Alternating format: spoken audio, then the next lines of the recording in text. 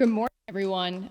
Thank you so much for coming here today. As she mentioned, my name is Elizabeth Crowley, and I have the honor of serving as the Executive Director for our new MUSC Health Gene and Hugh K. Leatherman Behavioral Care Pavilion.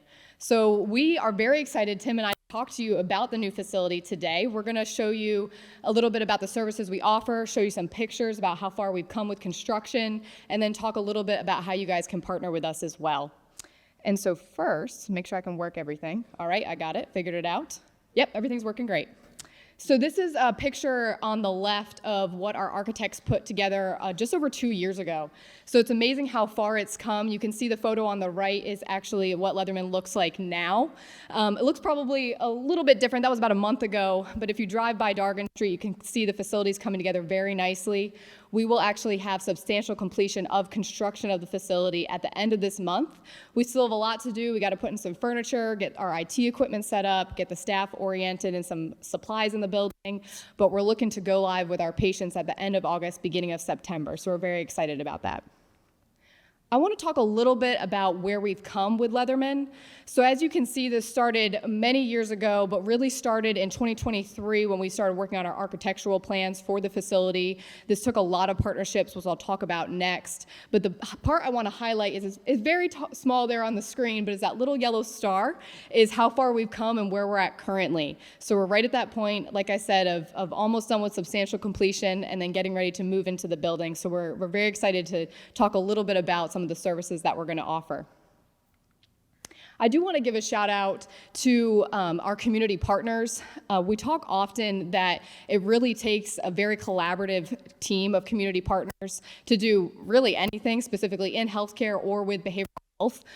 So often when talking to community partners, I'll mention that Tim and I are not naive enough or arrogant enough to think that this facility is going to be the sole solution to behavioral health or mental health services across the PD region. We are a piece of the puzzle, a very exciting piece, in my opinion, but a piece of the puzzle, and it really takes us all partnering and working together to service our community. And so I do want to give a specific shout out to the Department of Health and Human Services, who were able to fund the Leatherman facility. We also received funding from the City of Florence. I also want to recognize McLeod. They have been a fantastic partner in this project, working with their care team members, and then Tim as well. Obviously, he's now on the MUSC team, but of course we were partnering with him well before that when he was working with McLeod, to Department of Mental Health, Hope Health, Circle Park, and then of course in the education sector when we talk about our pipeline of our care team members with Francis Marion. So we're very appreciative of that partnership. So it goes without saying, last year when we presented, we were showing you pictures of a steel frame, that the steel had just gone up. But even back before that, in reference to our community partners, in 2020, we were just coming out of the pandemic, and we knew that MUSC was coming to town, and so the executive leadership from both facilities decided to start a conversation of how could we partner to serve this underserved population. So I'm really proud of both hospital systems for getting beyond themselves, getting beside themselves, and saying, what can we do for this population? These initial community partners that Elizabeth mentioned were there from the beginning. In the beginning, we were talking about what do we need? What are the gaps? What do we do well? What needs to be improved upon? We've continually met, these community partners have continually been engaged, and now we're at the point of how do we interact with this facility? Elizabeth said this, we can have the best facility, and we will, but without the community partnerships, we will not be successful. So hear that. We will, we're talking about how referrals are going. Then we're going to move into more of operational effectiveness and workflows. What's working, what's not? How do we remove gaps? How do we make this work not only for our patients, but for emergency responders, our providers in the community, and the individual organizations?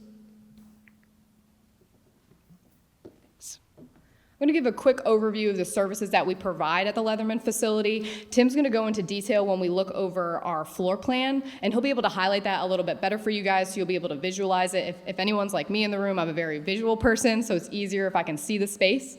But I just want to give you a quick overview of the services that we will be providing.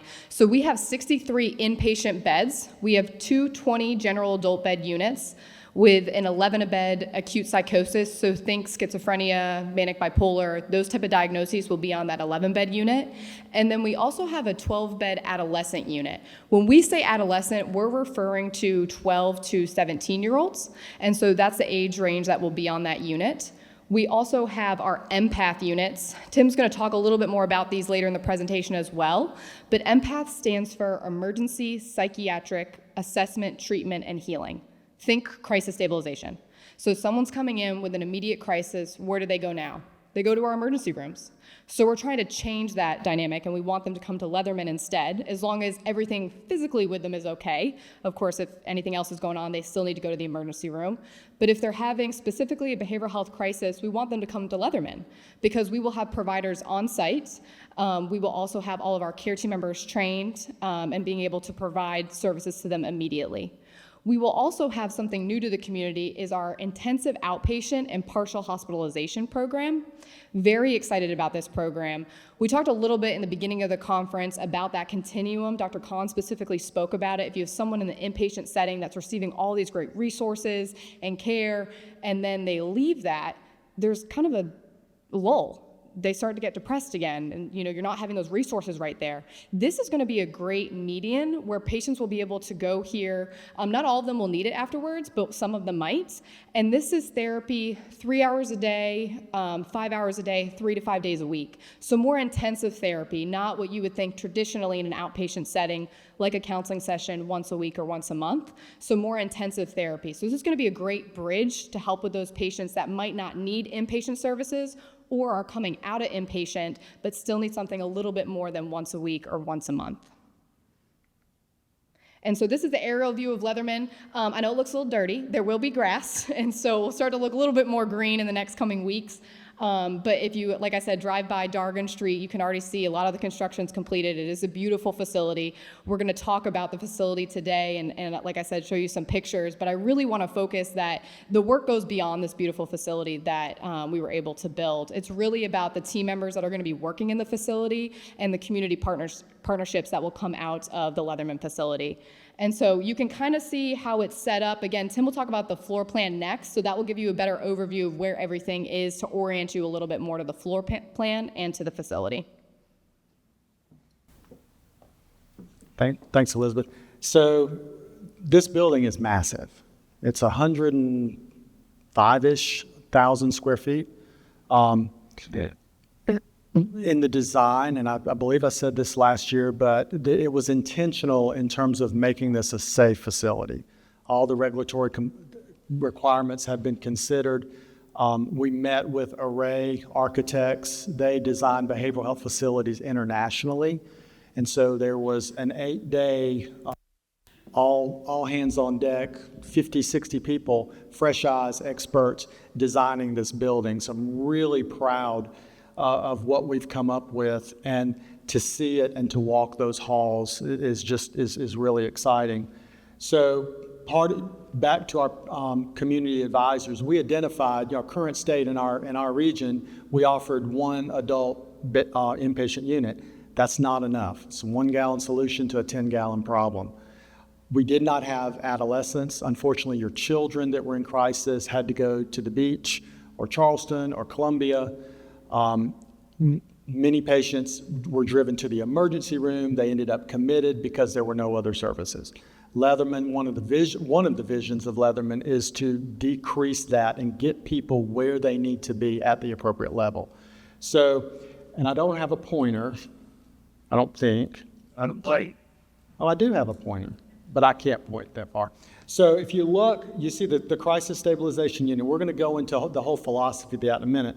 But one of the intentional designs of this building, this facility, is you never want kids and adults to mix. You create so many inherent risk factors when that happens. So there's strategic in terms of the physical space, the workflows. Children never interact with adults. So this pinkish square, if you look north, that's going to be an intake area. One of the goals of Leatherman is to help offset the emergency rooms. Have families, patients come here for care. We're going to have the capability to medically screen those folks, and then they go to one of the crisis stabilization units. We have 16 spaces for adults and 4 spaces for children, again, 12 to 17. Empath units are popping up. We'll talk about that. But McLeod is in design of a 15-space child adolescent. So we'll partner with them with those referrals. But that's that. You think about observation or day treatment. You don't know that they need to come into the hospital. They may stay there 2 hours, 3 hours, up to 72 hours. Again, the goal, get them where they need to be and not use up scarce inpatient beds. They may go inpatient, but the goal there is to get them at that appropriate level of care. They'll see the doctor, have a nurse, have a social worker, a care navigator in that space. And then if you go down just directly south of that, Elizabeth hates when I use directions like that. I'm just directing. But south of that, in the darker pink, is going to be our intensive outpatient. When you hear outpatient, if you hear outpatient as part of the advertising and conversation, it's not at this point the traditional outpatient. We're talking about intensive outpatient or partial hospitalization. 9 to 20 hours a week. You get all the services of being in the hospital, but you don't give up the freedoms of being in the hospital, so you go home. We will have an adult program, 18 and above, and then we will have 2 adolescent or youth programs, one 12 to 14, and then one 15 to 17, because clinically those are 2 very different populations, so we're going to separate those out. So then if you see the long spine, and you see those T's and then the one cross, those are the inpatient units that go off that spine. The first one that you come to is going to be our youth or adolescent unit. That's a 12-bed, 12 space. That unit is completely self-contained in terms of recreation. There's a gym on that unit. There's a multi-purpose room. There's a dining room. Again, those kids never have to interface with the rest of the facility and the adults. And then you keep going, you see the 2 T's and then the cross. Those are our adult spaces. The 2 20 beds are at the top, and then our acute adult unit, that's going to be for patients that might need a little bit more focus on med stabilization, need that quieter environment. All of those rooms are private. Staff are specially trained in that area. So again, think of a behavioral health ICU. The goal, again, to transition them either to home IOP or to one of the general 20 beds. You'll see that green space below the 2 T's, that's an outdoor courtyard space that interacts with the inpatient adult gym. You know, recreation is so important to mental health, and so we have the capability to provide treadmills, Stairmasters, and then a weight deck for patients that can engage physically. And then, so access center, again, intake, 4 assessment rooms. Even the intake area is strategically separate for adolescents and children and adults. So we'll have assessment rooms, medical exam rooms, get medically screened, then go to the crisis stabilization units for care. Okay, your outpatient space. I should have done this while I was talking. Okay, you see the 63 inpatient beds, and we've talked about that. Okay, Elizabeth? Then I want to talk a little bit about what's coming next for the Leatherman facility, because we're already forward thinking of what we need to do in the future. So probably everyone in the room knows that we have a need for providers in the community. And so we're very excited that we'll be working towards having a graduate medical education program for psychiatrists. And so by the end of this program, we will have 30 to 40 psychiatry residents at our Leatherman facility, which is very exciting. And we can't hire 30 to 40 people. So our expectation is that we're we're partnering with the community, with Hope Health, Department of Mental Health, McLeod, anyone in the community that needs those providers, and are able to set them up with a permanent role after they're done with their residency program with us. So we're very excited about that process. We actually just had a meeting yesterday to talk about hiring a program director for that to get that application off the ground. And so we have already built Leatherman with that in mind, knowing that in the future we're going to have psychiatry residents. So we have the space already built in for them. We have their call rooms, their conference space, their meeting space, so that when they get here in a couple years, we'll be ready for them when they're coming onto the facility. So now we're going to get into the fun part. What I think is the fun part is you want to see it. You want to see some of the pictures. You want to see the space. We talk a lot about the healing environment we're trying to relay through the Leatherman facility. We really want this to be a space where patients are receiving compassionate and kind care. And so we want that to be reflected in what the facility looks like. You'll see a lot of natural light throughout all of the facility. There's a lot of windows in the facility. You'll also see a lot of fun colors in the facility, a lot of artwork. I did highlight 3 artists. We have Jennifer, Clay, and Esther, whose artwork is throughout the entire facility. If you haven't come by to see it, I would encourage you to reach out to me. Would love to show you the facility. But if you're walking through and you see the artwork, I always tell people to touch it because it's a little bit different. It's actually printed on a wall protector, so very secure, very durable.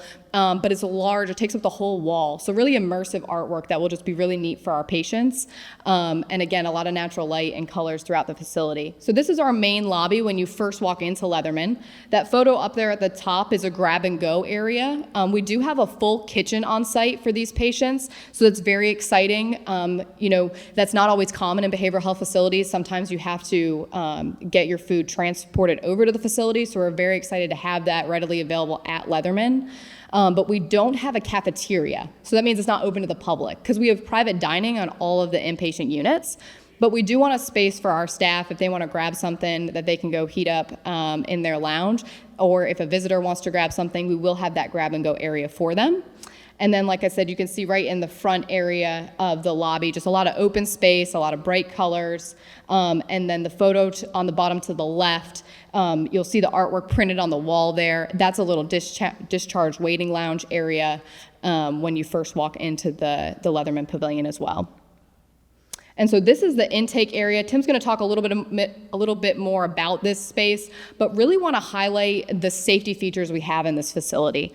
So as you walk throughout all of Leatherman, and you're going to virtually walk with us today through the Leatherman, we were very intentional in those all-day sessions that Tim referenced about making sure this facility is safe for our patients and our care team members.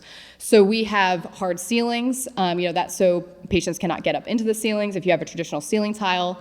We have tamper-resistant exit signs, sprinkler heads, lights, down to even the caulking, which I didn't know until working on this Leatherman project, that there is pick-proof caulking.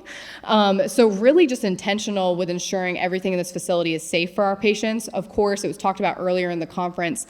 We want to make sure that patients are receiving safe care, but they're also not harming themselves. So we are looking for things that are ligature-resistant, ligature-free, meaning that they cannot hang themselves. They can't harm themselves. And so we're very intentional throughout the whole facility, down to having doors that are anti-barricade. So of course, you could have an instance where a patient gets into a room, they're upset, they barricade themselves in the door only opens one way, you can't get in to help them. We have door hinges on all of our rooms where patients could be by themselves, where you put 2 keys in them and the door hinge actually flips the other way and the door moves both directions. So a patient cannot barricade themselves or them and another person into a room. We also have over-the-door alarms, that will, if a patient tried to hang something over the door to hang themselves, it'll immediately alarm outside the door to the nurse alarm system and to the nurse's station. So again, we're very intentional about making sure patients are safe, but then also that care team members are safe. Every care team member in the facility will have a staff duress system on their badge. So they just press that and immediately a crisis response team that is trained to respond to those situations will be able to respond to them. Everyone in the facility, our expectation from EVS to our providers will be trained with Handle with Care training for verbal de-escalation. That's the expectation that if you work at Leatherman facility, you might have to verbally de-escalate a situation. And then of course, if it were to come to it, every now and then you do have to use physical de-escalation. And so we will have people that are trained in that as well to ensure that they're keeping themselves and the team safe. But Tim, you want to talk a little bit more about this intake area? Absolutely. Oh, sorry. So I'm excited about the entire facility, but I think this is one of the areas that I'm most excited about. And our CEO likes to ask us, what is it that's keeping you up at night? This is also one of the things that's keeping me up at night. The intake area, in this area, like so many parts of the United States, behavioral health, they initiate care from the emergency room. One of the visions of Leatherman is that patients and families come here. You can see the design. It looks like an emergency room. It's going to function like an emergency room, but it's not an emergency room. So we want to be, with the facility, we want to be a resource not only for patients, but for providers and for our first responders and for our community. So figuring out the workflows and how we can safely bring patients here as opposed to the emergency room is going to take some work. It's going to be a change in our culture for this community, but it's an exciting and I think very necessary piece of that. We will have the capability to medically screen those folks. Again, complete separation from our adults and our youth. Initially, we're looking at business hours, but then we're going to keep data on utilization. We will expand probably pretty quickly to 7 days a week. Don't know that we'll ever be a 24-hour, but we'll look at what utilization is through partnering with PD Mental Health, DAODAS, emergency responders to see when do we need to be there for the community. So really excited about the intake area. So we'll move through some of these photos on the inpatient side. Again, we've talked about the inpatient, but just want to show you to visualize some of the space. That bottom photo there on the left, you can see that glass area. It's actually not glass, it's a polycarbonate, so it's shatter resistant. It won't shatter if someone were to break it. And so that's where some therapy will be taking place. Of course, you can see the beautiful artwork on the wall done by our local artists. And then that photo in the middle is a patient room, a lot of natural light coming in there. And then you can see the main hallway as well. Some additional resources that we have in our inpatient services, Tim spoke to this a little bit earlier, but just wanted to highlight some photos, is that we do have a gym space. We have a private gym space for our adolescents on their unit, because again, they're totally separate, completely encompassed on their units, so their dining and their gym is right there. The 3 adult units have a shared gym space. Of course, this space will be monitored by staff at all times, and patients will have to meet certain criteria to be able to utilize the gym space, because you can only behavioral health safe a treadmill or a cable machine so much. And so we'll need to make sure that those patients aren't a risk to themselves or others while utilizing that space. But exercise is a huge part of mental health. And so it definitely needs to be a part of our Leatherman facility, and we are intentional in making it a part of it. We also have the courtyard you can see. That'll be an outside space. We do have a courtyard private for our adolescents, and then this will be for our adults. They'll have a basketball hoop. There's some turf area. The kids will have some Foursquare games that they can play. Just a nice space for them to get out, enjoy some nature, be outside. Then we have these calm rooms. Those are really a space throughout all of the facility, including in our intensive outpatient areas, that maybe you just had a really difficult therapy session and you just need to decompress. There's going to be some calm lighting in there, possibly some aromatherapy. In the kids' side, we're going to have a behavioral health safe beanie bag, and just a space for them to hang out and just be by themselves if they need that space to themselves. We also have private dining on every single unit, which will be a nice resource for the patients as well. Okay, so we felt like it was worth spending a little bit of time, as you are first responders and providers, treatment providers in our community, to really get to understand what empath is, because you're going to hear more and more of it. At the same time that monies were allocated for Leatherman, the Department of Health and Human Services identified, again, we're driving patients to the emergency room for behavioral health care. Latest statistics, 1 in 4 people have a treatable behavioral health condition. Now, don't look around the room and try to pick out who the 4 are, but think of that number. And then at the same time, 1 in 7 presentations to the emergency room are solely behavioral health. So again, I'm going to say it, emergency psychiatric assessment, treatment, and healing. It's a model of care that gets patients to the right environment for treatment. Scott Zeller, I'll leave this up here for you to read it. Scott Zeller, an emergency room psychiatrist out of Alameda, California, or Oakland, California, emergency room psychiatrist, saw what we do in this country. And again, no disrespect. I think individual primary care providers are doing the best they can with the resources that they have. But imagine you, as an individual, your loved one or yourself presents to the emergency room in cardiac arrest, and we say, okay, we're going to get to you as soon as we can get somebody.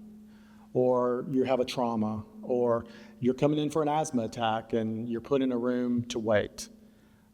Unfortunately, that's what we do every day for the behavioral health individual seeking treatment. So Scott Zeller really likened this model to what we do with OB. We as a nation in healthcare, we've done so much with workflows and lean operations with cardiac trauma, stroke, all those things, but we're behind the eight ball with behavioral health. So this is an attempt to bring that standard of care up. In 2022, 2023, DHHS allocated about $40 million to individual hospitals, giving them the money operationally to bring these empath units up. MUSC as a division has 7 that are coming up. Lexington has a couple. McLeod has 1. So these are coming up sometime this year, latter part of this year. Leatherman will have 2. We'll have the youth and we'll have the adult. But basically the model is screen for underlying medical, and then get them in these healing spaces where they can get the services that they need. If you do behavioral health work, in healthcare, we often think of the medications or the CT scans or the tests as the medical treatment or the treatment. But what we know is that environment is crucially important in that person's healing. So the physical spaces. Not only are our empath units designed, or our crisis units designed for that, but the inpatient operates on those principles as well. So here we go. You can see the adult, that's a 16 space. We use recliners because, again, the goal is not for patients to stay more than, you're incentivized if you get them out in hours. But we know in this region, because of resources, we're going to have some overnighters. So we were strategic in designing not only the recliner space that's open, but we also have individual rooms, 4 rooms, I believe, 4 semi-private rooms on that space that patients can spend the night if they need to. Same thing with the youth. Again, we're going to prioritize 12 to 17, 4 space plus 4 rooms. But then we'll partner with with McLeod for their unit and work together with that. But they come here, a quality improvement measure is how fast can we get them in front of a provider. Best practice is once they're medically cleared, can you get them in front of that provider within an hour? We won't make that, but we're going to aim for that. They will have a provider, though, that we'll see. And then social work, nursing, group therapy, individual, and then case management. This will be a place that we'll partner with our community partners. If we know they don't need inpatient, they can come in and do those warm handoffs and get them into a traditional outpatient, or they may go to the intensive outpatient. So again, this is like an entry point. Okay, just talking a little bit about the intensive outpatient services. I'm also excited about this. Current state, what we offer in this community is inpatient, and we offer outpatient. There's nothing in the middle. And intensive outpatient is that in between. I think of it as day hospital. The individual gets all the services of being in the hospital, but they go home at the end of the day. So they get to see the provider. There's nursing, there's psychotherapy, evidence-based practice groups. They go anywhere from 3-4 hours a day, 5 days a week, up to 5, 6 weeks, depending on what the need is. And then they're transitioned to their outpatient, their traditional outpatient provider. I will assure you, outpatient providers, we are going to refer them back to you. I hear that in conversation. The goal, one of the hopes is that by having the intensive outpatient, we can free up your slots so that the downstream effect will have more patient availability. We'll have an adult, traditional adult, 18 and above, and then the decision was made for our youth. We're going to have a 12 to 14 program, and then we're going to have a 15 to 17. Clinically, you just don't want to mix those people. Of course, it's going to be based on the assessment. We have some very mature 12-year-olds, and we have some very immature 16, 17-year-olds. But generally speaking, we're going to separate those folks out. All right, so what is the criteria? Just very loosely, they need to be able to function at home, basically. They need more than the traditional once a week outpatient, but their level of suicidality, they can have ideation, but no plan, no intent, basically. Must have adequate support system. And we will have social work and care navigators in there to help assess that and provide that. And it's generally an acute onset or decompensation of their primary psychiatric illness. For Deoda's friends, I realize they have a very successful intensive outpatient for substance use disorders. This is not that. We know that 80% roughly of our behavioral health folks have a co-occurring substance use. We will treat those, but if in our assessment, we see that this would benefit more from a substance use IOP, we will refer to you for that. Again, the goal is not to duplicate services, but to add to what we already provide. And then the youth program, 12 to 17, we were already having conversations with Florence School District 1, and we're going to partner with the other counties, looking at, because they have embedded school counseling and mental health is embedded, but, behavior problems, school suspensions, anxiety, depression, ADHD, trauma, and just lack of improvement with traditional outpatient. So really excited about that. Okay, Elizabeth. So we're going to get into some of our frequently asked questions before we open the floor to questions that you guys might have. So some frequently asked questions we get is, okay, you talk about all those services, but who's actually going to be in the facility? Who's going to be working there on a day-to-day? So I won't read through all of those, but you can see on the slide, we have anyone from our clinical care team members, as providers, nurses, techs, to pharmacy, quality, security, our EVS team, our food nutrition team. So you can see all the people that will be working on a day-to-day basis in the facility at Leatherman. And then also people want to know about expansion of services. I already touched on that briefly of what we're going to be bringing to the community with our GME program for graduate medical education, with our psychiatry residents. We'd also like to expand our services that we provide to TMS as well. That is essentially a cap you'll put on a patient's head that will vibrate and helps treat depression. And so we have a lot of groundbreaking work that's taken place at Charleston, at our MUSC Charleston campus. And so we would like to extend a lot of that work coming to our PD region and to Leatherman. Community involvement, we do have a governance council that encompasses multiple people throughout the community, Hope Health, McLeod, PD Mental Health, Francis Marion, that sit on that governance group. That's where a lot of the key work will be taking place when Tim and I come back and present to that group on a quarterly basis to say, hey, these are the barriers that we're having in the community. Can you help us remove those? That's that group that we're really going to look to help partner. And then, of course, we have our community clinical task force. We have some of our community members in the room now. We're very excited about that partnership. Tim mentioned that a lot of that work's just been updating them on what we're doing with Leatherman. But as we move forward, we'll talk a lot about, hey, what's worked well, what's not worked well, what do we need to change, how are our warm handoffs going? So really just keeping a pulse on the situation in the community.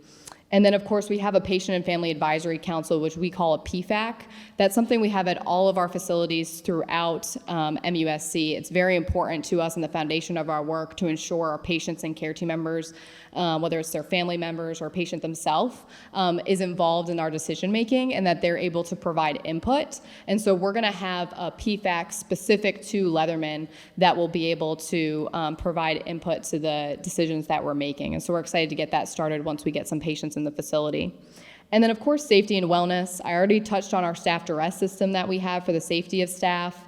We have a lot of clean lines. There's no corners people can hide behind, so a lot of clear visualization for our staff. We also have staff respite on every single unit, so we know that it's a lot of work to care for people in general, but specifically in the mental health setting, and so we want to care for the mental health of our care team members as well. So we have staff lounges throughout the facility, but we have specific staff respite on each unit where if they need to go just decompress after maybe a difficult session, they can go to as well. And then we also have our staff-only corridor. So it's basically a hallway that runs parallel to our main hallway. Again, just a space where the staff don't always have to have their head on a swivel, paying attention to what's going on. They're able to, kind of free their mind for a second as they're walking to their next meeting or to their next unit. And then, of course, our crisis response team as well. And so now we're going to open the floor to any questions that you all might have about the Leatherman facility. Yeah, so it's basically a flat badge that looks very similar, you probably can't see this, but it looks very similar to the badge I have on right now. And then it has a small indent, so I couldn't accidentally hit it. You have to intentionally, put your thumb there and press the button. And then it will alarm to our crisis response team that will alert other badges as well as our security team on site, and they'll be able to respond immediately to the situation. Great question. I'll make that better. So it's a great question. For those that might not have heard the question, talked a lot about, we would like our patients to come directly to us when in crisis as opposed to potentially having to go to the emergency department, again, as long as all their physical needs are okay. And so he was asking about other resources that might be added for that. At this time, outside of the Leatherman facility being a separate option, there's not additional resources right now, but would love to be part of those discussions. I think the important piece now is to help reduce maybe the back and forth that we currently have with our EMS partners or our transport partners. And so again, if we could identify those patients that are gonna come to Leatherman anyway and are physically okay to do so, let's just get them to there first, as opposed to having to go to our Florence or McLeod ED and then having to get transferred over to us. Thank you. Yeah, the hope is to make it easier for first responders, not to have the backflow. Now, full transparency, we're going to get it wrong. We're going to have to figure it out. But the goal, and you said it so eloquently, is we would be the first option, not the last. But so I think we're getting the time's up from our person in charge. So thank you for your questions. Thank you for your attendance. Thank you. Thank you.